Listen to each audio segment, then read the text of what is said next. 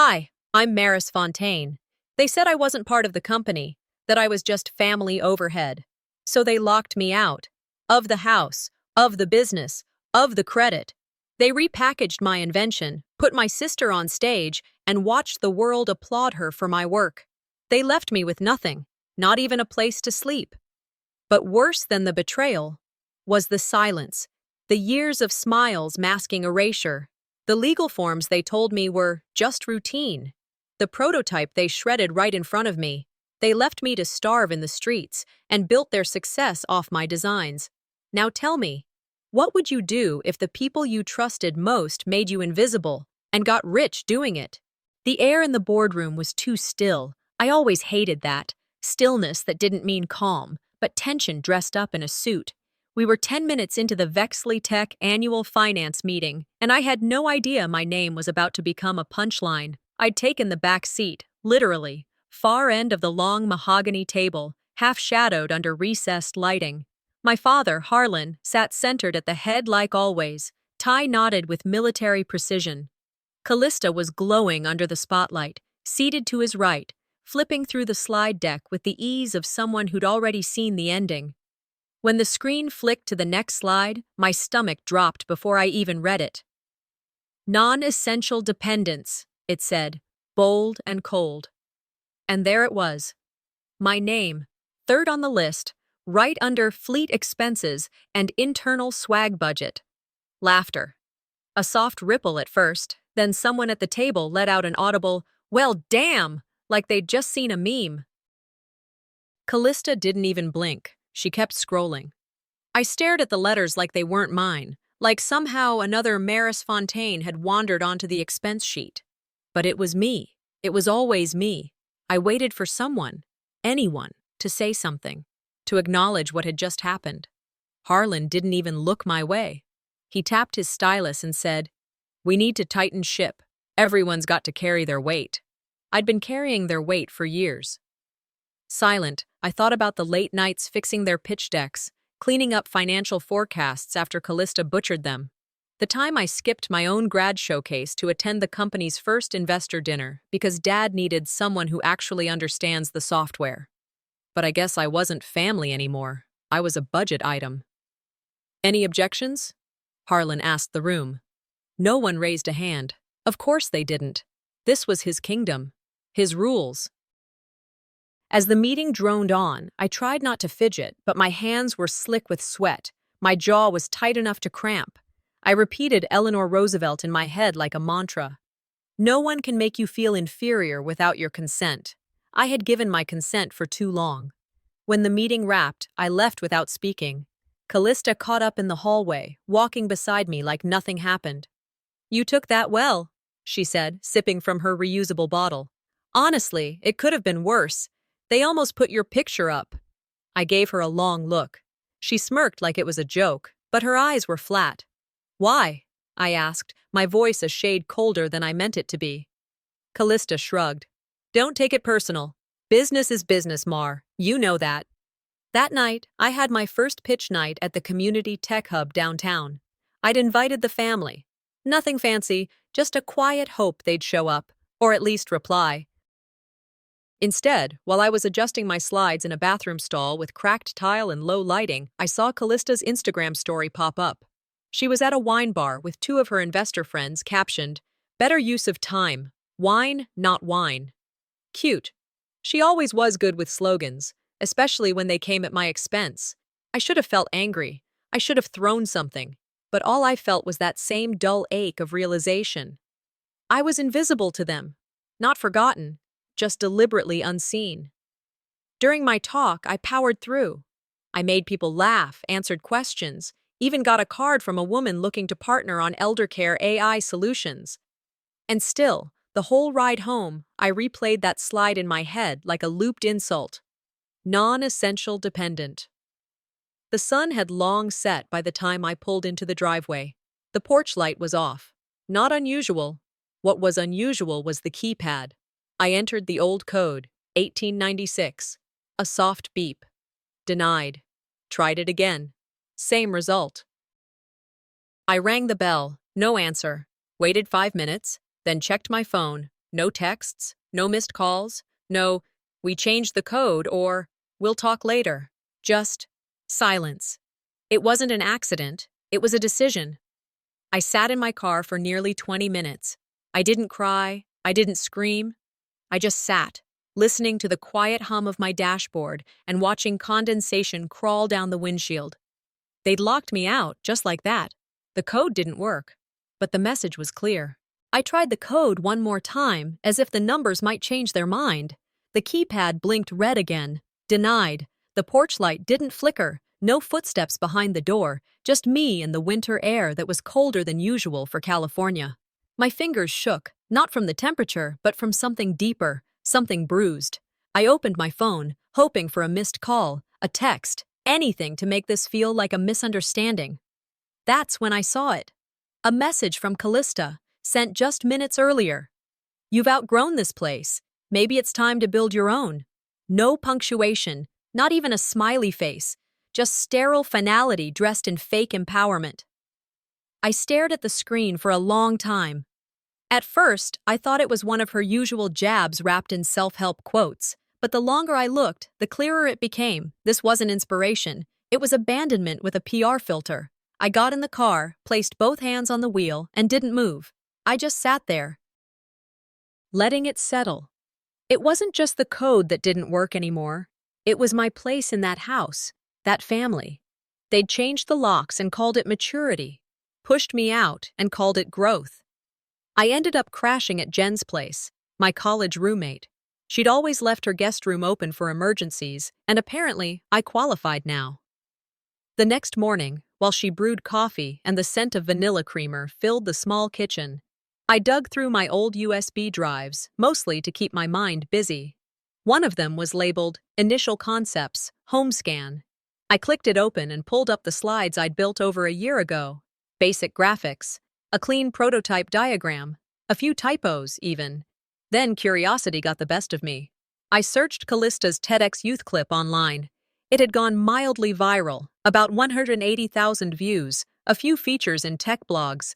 She stood there in a red blazer, all confidence and rehearsed charm. I watched in silence, slide by slide. Title slide, Smart Health, Home Scan, Revolutionizing Home-Based Medical Monitoring. Diagram slide, identical structure, identical functionality. Even the typo, respiratory, instead of respiratory, that I'd never caught in my original draft. My stomach dropped. She didn't just take inspiration. She didn't improve it. She duplicated it. And they clapped for her. I must have watched the whole video 5 times, replaying the same sections. Each time I whispered the same 3 words, like a scratched record stuck in a loop. That was mine. That was mine. That was mine. Maya Angelou's quote played in my mind, almost mocking. When someone shows you who they are, believe them the first time. I had seen it years ago. I just hadn't wanted to believe it, hadn't wanted to see my sister as someone who'd gut my work and wear its skin like a costume, but she had, and Harlan had helped. A bitter memory surfaced, the one I'd buried the deepest. It was a year ago, maybe more. I'd just finished my first working draft of the home scan concept. Excited, I printed it out and brought it to Dad and Callista after dinner. Callista was flipping through her emails on the couch. Harlan was pouring himself a scotch. Got something to show you both, I said, holding up the stapled packet. Dad raised an eyebrow but took it. Callista snatched a second copy and skimmed through with a smirk. You drew this in PowerPoint? She said, and then laughed. Adorable. Harlan didn't say a word. He glanced through the first page, walked over to his office shredder, and dropped the packet inside. The sound of it being ground to pieces still echoed in my head. That moment hadn't just been rejection. It was a warning sign, a clear, resounding message. You're not the one we'll bet on. But I'd ignored it. I'd told myself they were just busy or stressed. I'd convinced myself they didn't understand the potential. Now I understood perfectly. They saw the value. They just didn't see it in me. Back at Jen's, I closed the laptop and leaned back in the chair. The light from the window cut a clean line across the floor. She walked in with 2 mugs of coffee and handed me one. Did you sleep at all? She asked gently. Not really. Want to talk about it? I looked at her. They didn't just lock me out, they took everything I made and got rewarded for it. She didn't ask who, she didn't need to. Jen had met my family. Once was enough. I picked up the laptop again, played the video one last time, freeze-framed the slide with the typo. That typo? I said aloud, more to myself than to Jen. That was mine. I didn't sleep much that night. Jen had left a cup of chamomile by my door, bless her, but it had gone cold by the time I even noticed it. I lay there with the covers up to my chin, blinking at the ceiling, trying to remember the last time I felt safe under a roof that wasn't mine. By morning, I couldn't sit still. I took a rideshare into downtown, where I knew the co-working space opened early. It wasn't fancy, but it had strong Wi-Fi and silence, two things I needed more than anything. I picked a table near the back, away from the people with noisy keyboards and louder ambitions. My old laptop booted up slower than I remembered, but it worked. That's all I needed. I opened a folder buried deep in my desktop, Docs Pre-Launch Archive. Inside was another folder labeled Legal. I didn't remember the last time I'd touched it, and there it was, a PDF titled NDA Vexley Internal. I clicked. It wasn't just a non-disclosure agreement. It was a full-blown intellectual property release, granting the company rights to any concepts developed using family resources, and in bold buried halfway through the second page. Signatory acknowledges surrender of all ownership claims, retroactively and proactively. Retroactively. I scrolled to the bottom and saw my signature. Clear as day. I had signed it. I could almost hear Callista's voice in my head, sugary and swift. Dad said it's just a formality. Sign so we can protect your little idea. I thought they cared. I thought they were trying to help me safeguard what I'd built. But they weren't protecting anything. They were enclosing it, boxed it up, sealed it off, removed me from the future and attached a pretty little label that said not yours anymore. I sat there for a long time, staring at that screen, feeling like someone had peeled off a layer of my skin. The worst part wasn't that they took it. It was that they made me believe it was still mine long after it wasn't. I whispered aloud, I didn't sign away my ideas. I signed away their right to love me honestly. There's a grief that doesn't cry out. It simmers. It waits. Around noon, I left the building and walked toward a small cafe I used to visit during undergrad. It hadn't changed. Same handwritten chalkboard menu, same smell of cinnamon syrup and espresso. I slid into a booth by the window and opened my phone again, aimlessly scrolling the Vexley Tech site. I don't even remember what I was looking for. A photo. A piece of myself. That's when I saw it. They had redesigned the Our Founders page. The image was from the early days, back when the company was still just an idea forming in our garage. I remembered that day vividly. I had taken the photo. Everyone was in it. Dad with his arms crossed, Callista holding a tablet, a few early investors posing too seriously. The backdrop was the shelves I built from plywood, and the prototype in the center, the original HomeScan model. But I wasn't in the photo, not even a glimpse of me in the corner. I'd been cropped out. And it wasn't a mistake. I remembered where I'd been standing, right between the prototype and the power strip. I was the one holding the wiring that kept the unit from overheating, but they had cut me clean out. It hit me harder than I expected. That photo wasn't just a snapshot, it was a rewrite, a revisionist edit of reality. I wasn't just being erased, I was being replaced by narrative convenience. When they rewrite you out of the story, I muttered to myself, they don't expect you to remember every word. But I did. I remembered the heat of the soldering iron, the smell of burnt plastic from the prototype's first short. The way I'd written BPM Sync in red Sharpie on the circuit case and how Harlan had asked if that was some silly art project. I remembered it all. The barista came by and asked if I was all right. I must have looked a little lost. Have you ever lost something so slowly you didn't notice it was gone? I asked, not really expecting an answer. She smiled gently, the kind of look you give someone on the verge of something, breakdown or breakthrough, maybe both. Every day, she said, but it helps to make new things. I nodded. That's the plan. I opened my backpack and pulled out an old USB. It was dusty, the metal slightly warped from years of bouncing around the bottom of drawers. I hadn't looked at its contents in forever. Back at Jen's, once the sun had started to set, I plugged it into my laptop. A folder popped up. Prototype A, Design Notes. Inside was a PDF, scanned, handwritten sketches. My penmanship, messy but distinct, a wireframe model. And in the bottom right corner, faded ink barely legible. This version, mine alone. I didn't want to go back there, not really, but some things couldn't be left behind, not because they held value to anyone else, but because they meant something to me, and I refused to let them decide what I was allowed to keep. It was just after 9 when I pulled into the familiar curve of the Vexley driveway.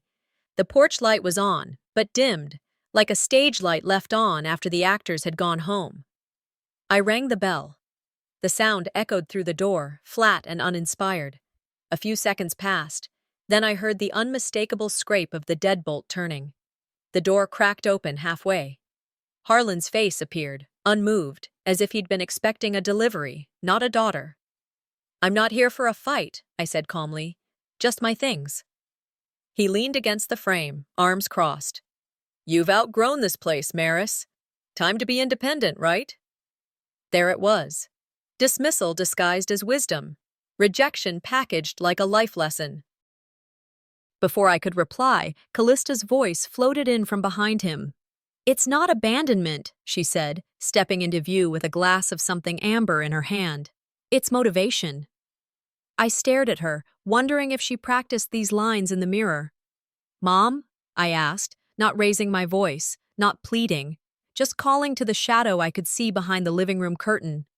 Her figure shifted slightly, arms folded, but she didn't come to the door. Typical. She didn't scream. She didn't slam. She just stood there, doing nothing. "Fine," I said. "I'll just get what's mine." I walked around the side of the house, boots crunching across gravel. The garage keypad hadn't been reset yet. They were always slow with those details. 1896. A familiar beep, then the door lifted with a low mechanical whine. The air inside smelled like cardboard and oil. And endings. They'd piled my belongings into 3 large boxes, neatly taped and labeled. Donations. It didn't say Maris or guest room or even storage, just that donations, as if I were a cause to be discarded. I peeled back one flap. On top, a hoodie from college, the logo faded but still there. I'd worn it to every study group in undergrad. Underneath it, the notebook.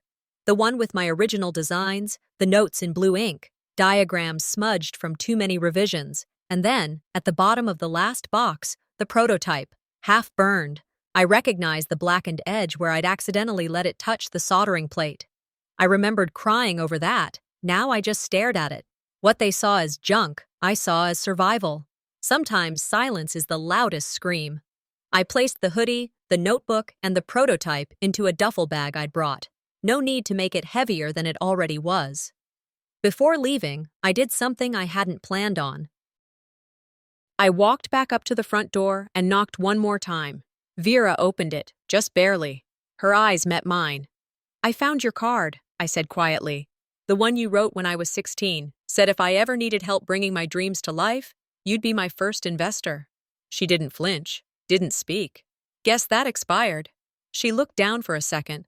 When she met my eyes again, there was no apology in them, just an old, tired detachment, the kind you use to survive your own choices. She closed the door without a word. She didn't have to scream to betray me. She just had to do nothing. I walked back to the car, dropped the bag in the back seat, and slid behind the wheel. I didn't rush. I sat for a few minutes, watching the house like it was someone else's memory.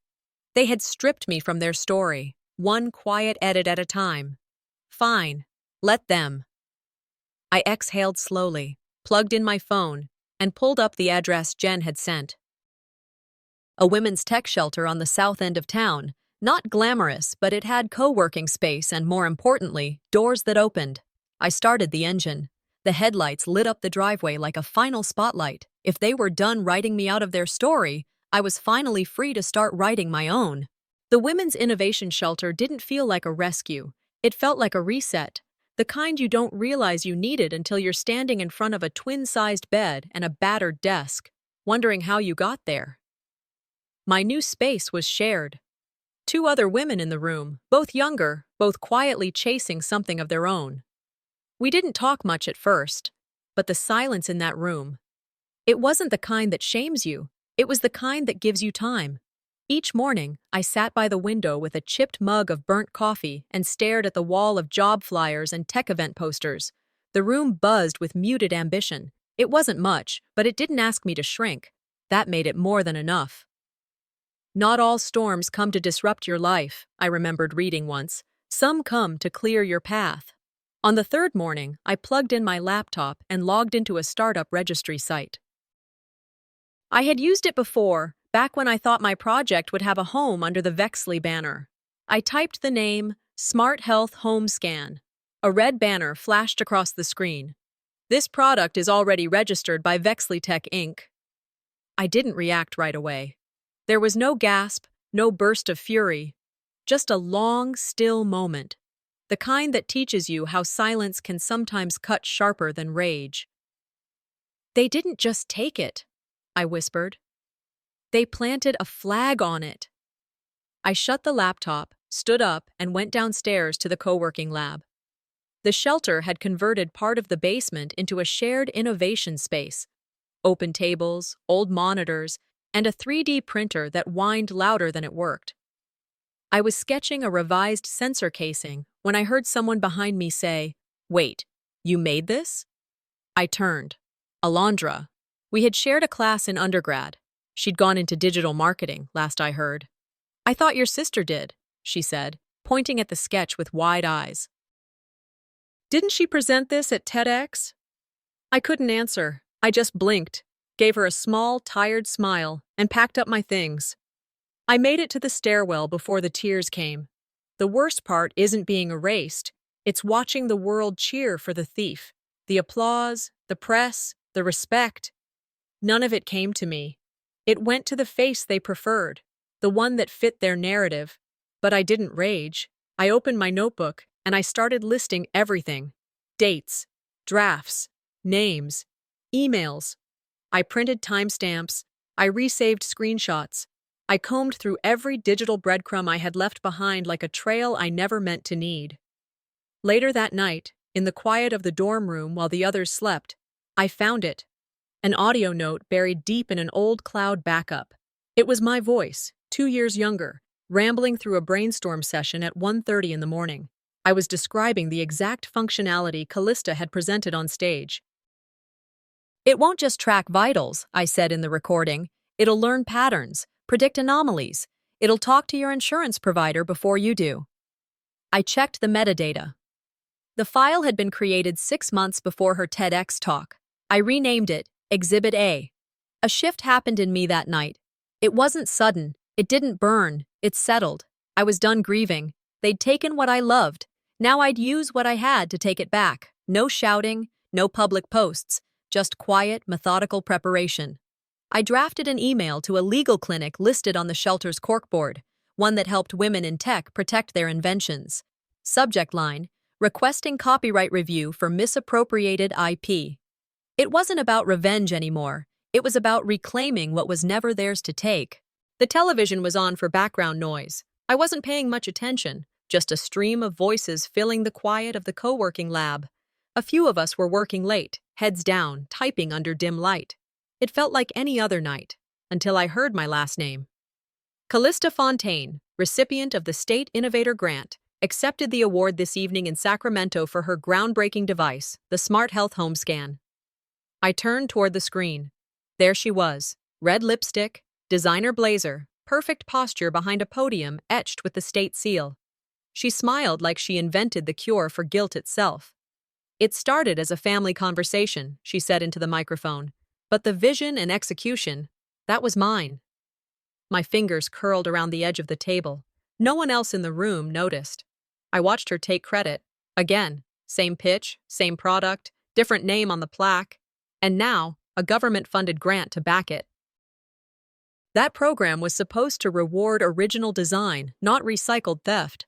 I murmured to no one in particular. She stole my vision, and now she's rewriting the origin story. I barely slept that night. Instead, I paced. In my mind, I replayed every meeting, every comment she'd made, every silence my father had offered instead of protection. I thought I was over the sting, but betrayal this public, this bold, it peeled something back. 2 days later, I led a youth workshop at the shelter, just a dozen middle school girls with bright eyes and chaotic energy. We were talking through basic design thinking when I pulled out my prototype sketch for demonstration. "That's the thing that won the award," one girl blurted out, pointing at the diagram. "My school showed it at assembly last week." Another added, "They said some fancy lady made it, but yours looks better." I froze. They'd pushed the story into classrooms, my story, with someone else's face. You can lie to adults, but children repeat what they believe. I kept my smile. I guided the rest of the workshop with patience and grace, but the moment I got back to my room, I opened every file I had. It wasn't enough to feel wronged anymore. I needed to prepare. I went into every archive, every folder labeled temp, or old, or final 2. I traced the first draft of Smart Health Homescan to a video I'd recorded on my phone one late October night. Me, sitting in the living room, talking through the interface out loud. I played it back. My voice sounded younger, faster, but the passion was clear. It's not just tracking, it's anticipating. Think of it like a second set of eyes on your health, even when you're asleep. The date stamp on the video was undeniable. October 19th, 2 years before her award. 6 months before her TEDx talk. I renamed the file. Proof, timestamp.mp4. Then I took screenshots of emails, copied notebook pages, took new photos of the prototype and its wiring, the one I had fixed myself when the circuit overheated. I laid it all out like puzzle pieces, every corner fitting together, not for explanation, but for evidence. I backed up everything. Twice. Later that afternoon, I walked to the incubator office attached to the shelter and found the legal info board. A yellow flyer caught my eye. Pro bono patent assistance available. Women in Innovation Legal Clinic. I sat down with a library laptop and drafted the email slowly, carefully, as if I were writing to the future. Subject line, requesting copyright review for misappropriated IP. I didn't cry when I hit send. I didn't shake, because it wasn't about proving I was smarter, or more deserving, or even about getting the invention back. It was about truth. Later that night, a ping woke me. I reached for the phone beside my mattress. An email. Simple, direct. "Thank you for reaching out, Miss Fontaine. Please meet with our senior patent consultant. We believe your claim has merit." If they wanted war, I was done pretending it hadn't already started. The shelter's phone area was tucked behind a half wall near the vending machine. No privacy, no soundproofing, just a dented folding chair and a handset wired to the wall. It rang only twice before I picked it up, surprised anyone still called. But it wasn't a call. It was a voicemail. The system clicked and began to play. The voice that came through was unmistakable. "I heard you're playing lawyer now," Callista said, her tone soft, almost amused. "I'd watch my step if I were you. You think people will believe you? They never did." She paused. "You've always been good at pretending not to care, Maris. But you and I both know, you weren't built for this kind of fight." The line went dead. I stood there with the phone still pressed to my ear, the dial tone humming. My heart didn't race, my hands didn't shake. I simply reached into my pocket, pulled out a pen, and scribbled her words on a napkin from the snack table. Not because I was scared. Because I wanted them exact. That wasn't a warning, I muttered to myself. It was a flex. I walked back to the workroom with the napkin still in my hand, sat down, opened my laptop, and typed every word, time-stamped to the second. When people show you who they are, over and over, they're counting on you not remembering. But I did, and I wasn't going to forget. That night, a message landed in my inbox from an anonymous address, just a link to a video. I hesitated before clicking. Part of me worried it was some kind of trap. It wasn't. It was a full recording of Callista's TEDx teen talk, the polished version, the one edited for online. I hadn't watched the whole thing before. I'd only skimmed through for confirmation.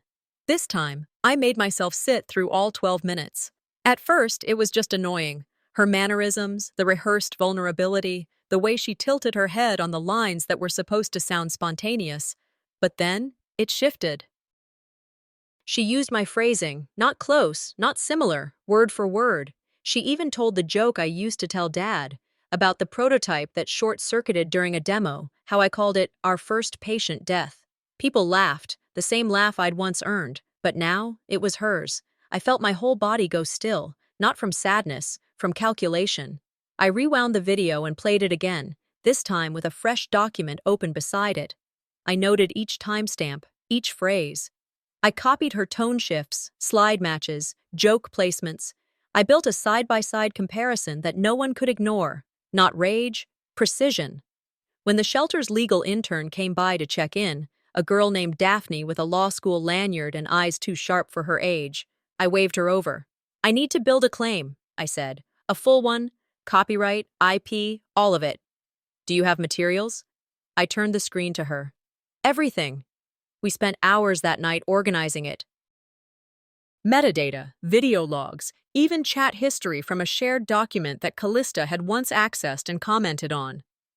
Daphne showed me how to log and store everything legally, how to format it in a way a courtroom could digest. "If I play this right," I said, eyes still on the screen, "they won't even see it coming."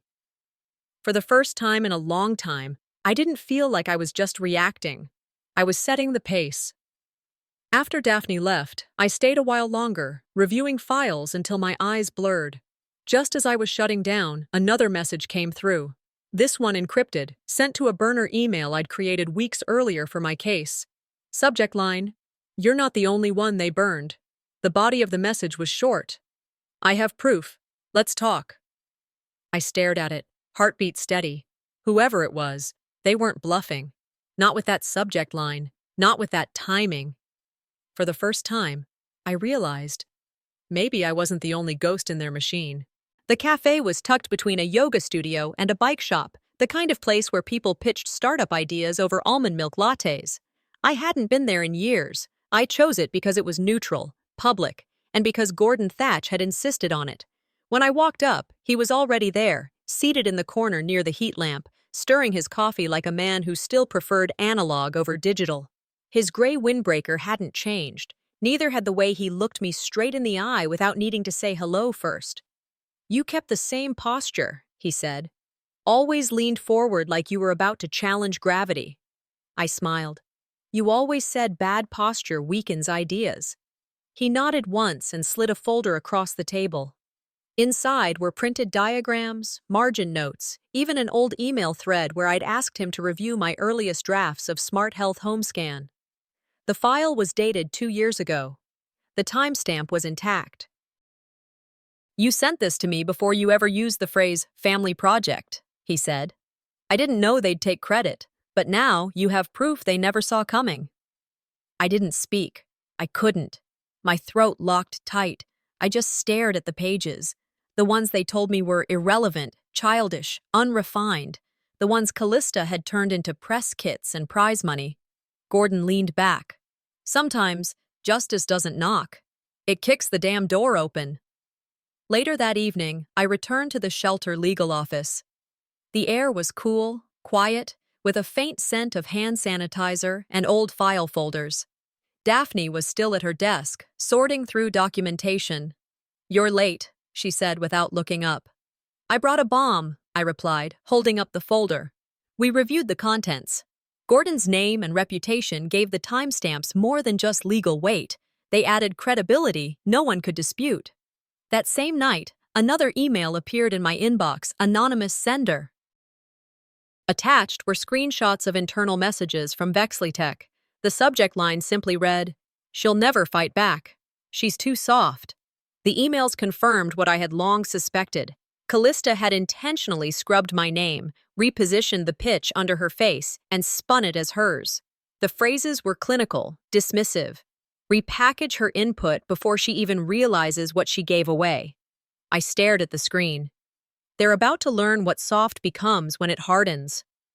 For the next 2 days, I worked with Daphne and 2 other interns to prepare a digital portfolio, a full timeline, original sketches, voice memos, metadata logs, that old prototype photo with my handwriting scrawled in Sharpie. We built a cease and desist letter. It wasn't long, but it was sharp. Every point was backed by dates, files, and legal precedent. And then we did one more thing. We teased it. Quietly. I created an anonymous thread on a popular STEM forum for women in tech. I shared a redacted summary of what had happened. A story about a sibling who stole credit, a company that erased the inventor, and the legal fight beginning to unfold. No names, no drama, just facts. Within 6 hours, it had over 200 comments, women tagging each other, former colleagues sharing eerily similar stories. That night, while packing up the files into encrypted folders, my phone buzzed, a text from my attorney. They know, and they're calling for a meeting. I stared at the screen. I didn't smile. I didn't gloat, because I wasn't just walking into that meeting. I was walking in with matches, and they'd already poured the gasoline. The arbitration room was beige, square, and windowless, a space designed for people to sweat in silence. They'd called it a conversation to clarify misunderstandings, but I knew better. When the law finally enters the room, people stop speaking in riddles. I walked in with my attorney on my left, a soft-spoken woman with fierce eyes and file folders sharper than scalpels. Across the table sat Callista, dressed in gray like the walls, her hair pulled into a too-tight bun, flanked by a lawyer twice her size and half her warmth. She didn't smile this time. I set down the flash drive, the printed reports, the signed emails, and a folder marked Timeline. Every page in that folder had a receipt. Every moment I was erased, time-stamped. My lawyer didn't waste time. "We're filing for full restoration of authorship and damages," she said. "This isn't about a misunderstanding. This is about misappropriation." Callista's lawyer leaned in, calm and confident, until the word witness statement came up. That's when I looked Callista in the eye and spoke. "You didn't just steal my work," I said. "You monetized my silence, and now, it's over." The folder slid across the table. Pages shuffled. I heard my name on her lawyer's lips for the first time in 5 years, and not as an afterthought. As the problem. Callista opened her mouth once, then shut it. This wasn't revenge. It was reclamation. 3 days later, a LinkedIn post changed everything. "We were misled," it began. "The technology we invested in was credited to the wrong person." It was from Mr. Kwan, a former partner of Vexlitech. He had once received an email chain by accident, one that included my name, a prototype attachment, and a polite but firm reminder to clean it up before external delivery. He attached screenshots of that thread to the post. By lunchtime, the post had gone viral across startup forums. Every STEM group from Stanford to Seattle was buzzing. Women in biotech, health tech, even a few venture capitalists started weighing in, not just with words, but with stories of their own. The tech world didn't scream, it reposted. The Vexlitech site went offline for a few hours that night. When it came back up, my name was missing entirely. Again, like they thought deleting the noise would quiet the facts. But the truth didn't need me to shout, it only needed the space to breathe. The next morning, their stock took a dip. Just enough for people to start asking questions. Investors requested internal reviews. Employees leaked Slack messages. A podcast called me for comment. I didn't go on air. I declined 3 interviews. I didn't tweet. I didn't post. I stayed quiet. But this time, it was mine to control. At the shelter, I returned to work, refining my model, adjusting a sensor flaw I'd overlooked. Daphne, the legal intern, smiled at me as she passed. "You could have made a public mess," she said. I looked up and replied, "I didn't need to." The silence did the job. That night, as I reviewed some notes, an email came in, a calendar invite. Subject: Panel, Women in Innovation 2025, San Diego Convention Center. Below that, a simple line: Speaker, Maris Fontaine. Sent by, Ghostwriter. Proof. I stared at it, heart steady. This time, they won't forget who built the blueprint.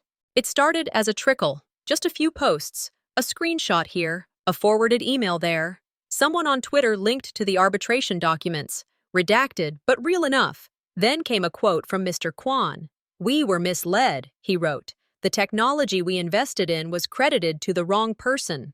He included a timeline of communications, early sketches. My name, a prototype dated long before the pitch that won Callista her stage and applause. The hashtags began to spread by lunchtime. Hashtag, name the inventor. # women build too. # Maris Fontaine. I didn't post anything. I didn't need to. The fire spread on its own. LinkedIn turned into a battlefield of executives issuing non-apologies and distancing statements. Reddit threads exploded with comments from former employees, investors, even an ex-roommate of Callista's who claimed she never even knew how to open a breadboard. I read every word with a still heart. I didn't feel triumphant. I felt accurate. Like the universe had finally tilted a few degrees back toward center. "I didn't burn them," I told Daphne over coffee at the shelter. "They burned themselves when they believed no one was watching." The next day, Gordon Thatch appeared on a podcast called Blueprints Backdoors, a local tech deep dive show with a cult following. The host asked him directly, "You reviewed the smart health concept years before it hit market?" "I did," Gordon said calmly.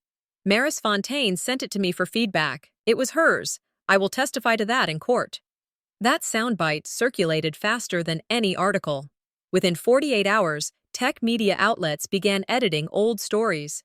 Credits were changed. "Inspired by Maris Fontaine" turned into "originally developed by Maris Fontaine." Callista's TEDx clip disappeared from the event's official site. VexleyTech tried to spin a press release about respecting ongoing legal proceedings, but it landed like a lead balloon. Comment sections ate them alive. Then came the suspension. The board temporarily relieved Callista of her duties, citing the need for a neutral review. Harlan was noticeably absent from public events. Vera, in her usual detached fashion, posted a Bible verse on her Facebook page about storms and resilience. I didn't reply, because what was there to say? They were unraveling, quietly, but completely. I didn't smile. I didn't cry. I felt a peace that had no parade. Justice isn't revenge. Justice is clarity. One morning, I walked into the lab to find a thick envelope on my workstation. Inside was a letter from the State Innovation Board. "Ms. Fontaine, after review of the evidence submitted and verification from multiple independent sources, your name has been reinstated in full credit on all public records regarding Smart Health Home Scan." I folded the letter neatly, pressed it flat, and slid it into my notebook. Not for memory, but for proof. The kind of proof that doesn't yell. It simply stands. That evening, I walked to the corner deli, grabbed a sandwich, and sat on the bench outside. For the first time in years, no one needed anything from me. No files, no edits, no cleanups. I existed outside of utility.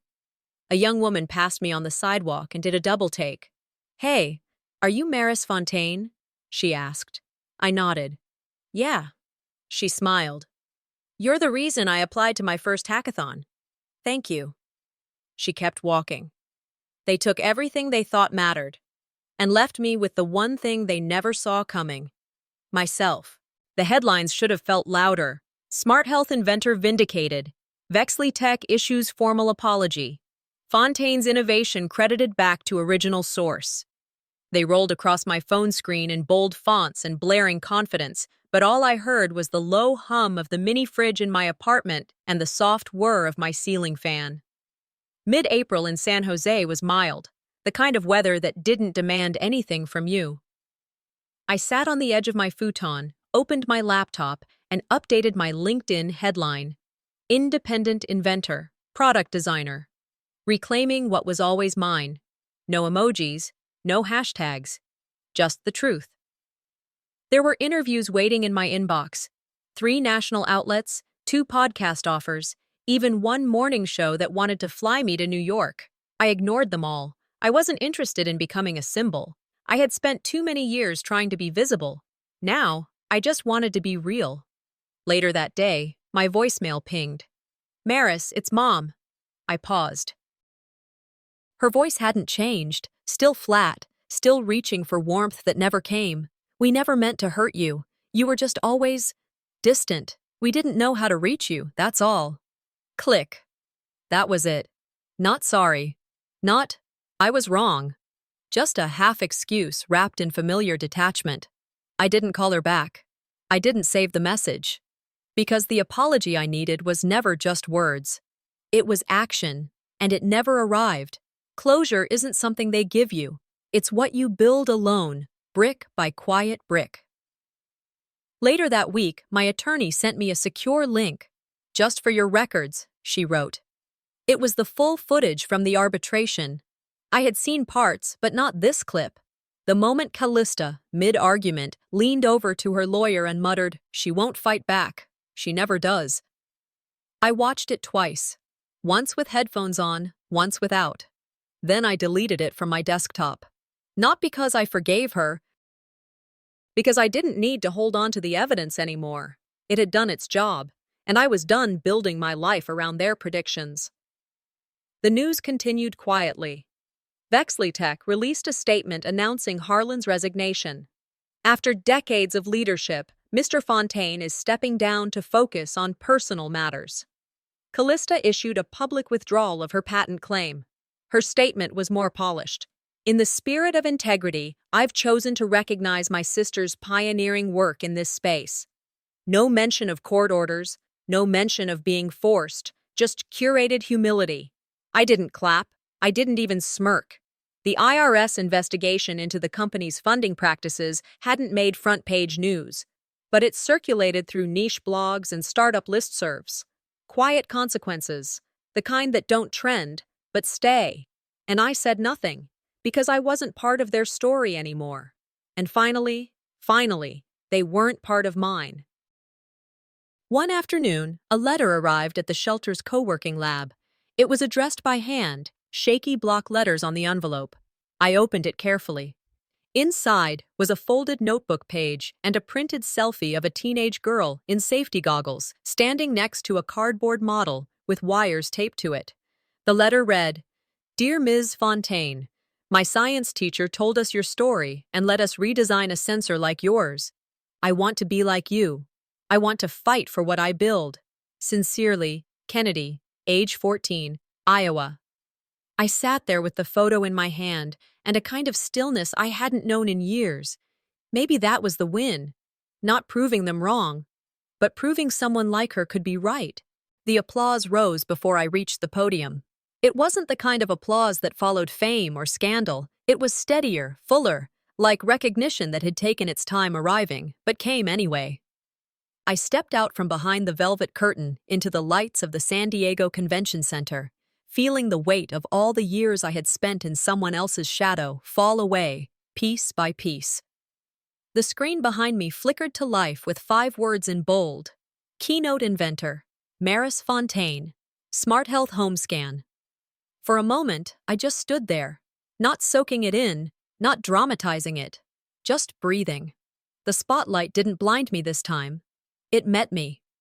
When the applause quieted, I adjusted the microphone and said, "You don't need to steal a spotlight when you build the light yourself." A few people chuckled. Some leaned forward. All eyes stayed on me. "I'm not here to relive a lawsuit," I continued, "or to drag anyone's name. I'm here because someone out there is building something important, and someone else is already rehearsing how to take credit for it." I held up a frame. Inside, pressed behind glass, was the original sketch, the one with creased edges and coffee stains and a half-erased note in the corner. "This was once dismissed as childish," I said. "It built a company, but I built this." I didn't cry. I let the room speak for me. That evening, the interview aired on a national channel. I didn't watch it live. I was having dinner with the women from the shelter instead, celebrating our new nonprofit launch. We called it Blueprints, because no one gets to redraw your vision without your permission. The documentary-style feature played like a timeline: emails, deposition quotes, side-by-side footage, metadata overlays. It ended with 2 images, my original drawing and the final Vexlytech model, identical in bones. And for the first time, public sentiment didn't pause. It moved. In one direction, toward truth. That week, we opened applications for the first round of Blueprints grants, small scholarships for girls in underserved schools, shelters, and juvenile programs who wanted to invent something real, not to impress, not to pitch, just to build. One of them sent a voice message to our inbox. I didn't know someone like me could matter like that. I knew the feeling. A few days later, a box arrived at my apartment with no return address. Inside was a printed email. You were always the one who made it work. I just got good at pretending. See. Below the email was a faded family photo. I recognized it immediately. A snapshot from the early garage days. This version had been edited. Taped at the edge was a cutout of my face, scissored from a school portrait. I stared at it for a long while. I didn't need it, but I kept it, because healing isn't forgetting. It's remembering with your own name written in ink. This wasn't their ending. This was my beginning, and this time, no one edits me out.